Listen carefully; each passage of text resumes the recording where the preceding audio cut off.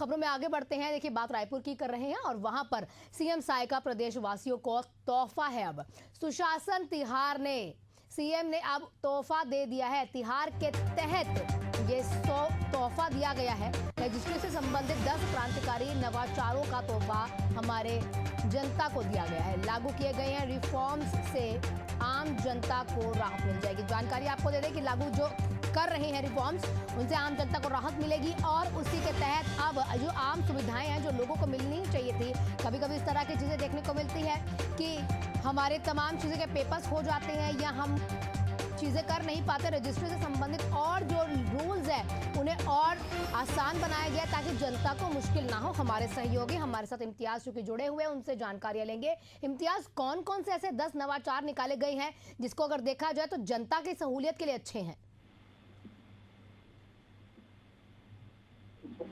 में नए रिफॉर्म किए जा इस बार जो है रजिस्ट्री विभाग में जिस तरीके से धोखाधड़ी होती थी, फर्जीवाड़ा होता था, उसको खत्म करने के लिए ये रिफॉर्म किए गए हैं और 10 नवाचार जो है अलग अलग चीजों में रखे गए हैं। अब क्या है कि आप रजिस्ट्री करवाइए, ऑनलाइन नामांतरण हो जाएगा।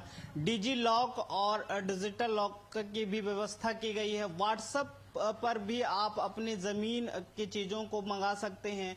तो ऐसे तमाम 10 ऑनलाइन चीजें रखी गई है जिससे अब जमीन खरीदना बेचना काफी आसान हो जाएगा। जिस तरीके से लगातार रजिस्ट्री विभाग का और अलग अलग विभागों का, चाहे वो पटवारी हो, तहसीलदार हो, एसडीएम हो, इनका चक्कर लगाना पड़ता था, वो अब नहीं लगाना पड़ेगा और डायरेक्ट जो है ये चीजें अब होगी और ऑनलाइन होगी। आप अगर किसी भी जमीन को खरीदते हैं, बेचते हैं तो उसका ऑनलाइन डेटा रहेगा, आप घर बैठे उसको देख सकते हैं।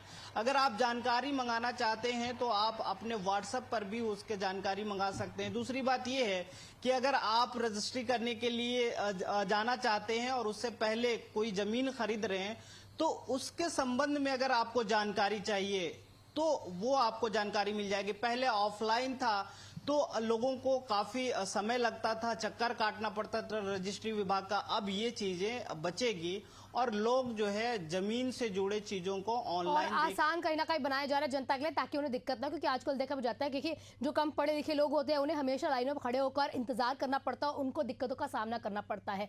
शुक्रिया आपका इम्तियाज, हमारे साथ जुड़ने के लिए, तमाम जानकारियां